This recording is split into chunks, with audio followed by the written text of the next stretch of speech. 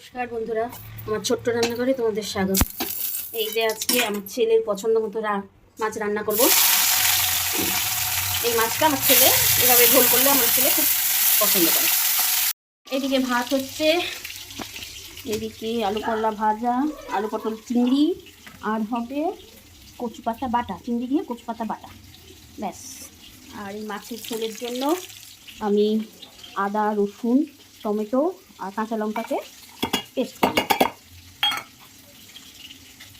Paste করে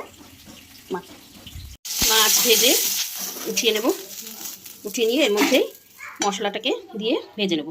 মাছের জন্য মশলাটা দিয়ে লবণ হলুদ দিয়ে ভালো করে কষে নেব। মশলা কষা হয়ে গেছে, মাছগুলো দিয়ে দেব, দিয়ে একটু নেড়ে চেড়ে জল দিয়ে দেব, কষে জল দিয়ে ঢাকা দিয়ে দেবো। হয়ে গেছে, একটু গরম মশলা দেবো, দিয়ে নামিয়ে নেব। এই যে আমার মাছের ঝোল হয়ে গেছে। এবার কচু পাতা বাটা করব। কচু পাতা বাটার জন্য প্রথমে শুকনো লঙ্কাগুলো ভেজে উঠিয়ে নেব, তারপর চিংড়ি মাছগুলো ভেজে উঠিয়ে নেব। ওই যে চিংড়ি মাছগুলো ভালো করে ভেজে উঠিয়ে নিলাম। রসুন ভেজে উঠিয়ে নেব,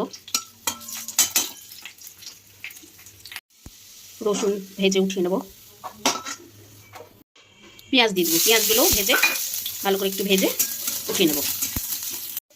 পেঁয়াজগুলো ভেজে উঠিয়ে নেব। কড়াইয়ে আর একটু সর্ষের তেল দিয়ে দেবো, দিয়ে কালো জিরে ফোড়ন দেবো, দিয়ে কচু পাতাগুলো দিয়ে লবণ হলুদ দিয়ে সেদ্ধ করতে দেবো।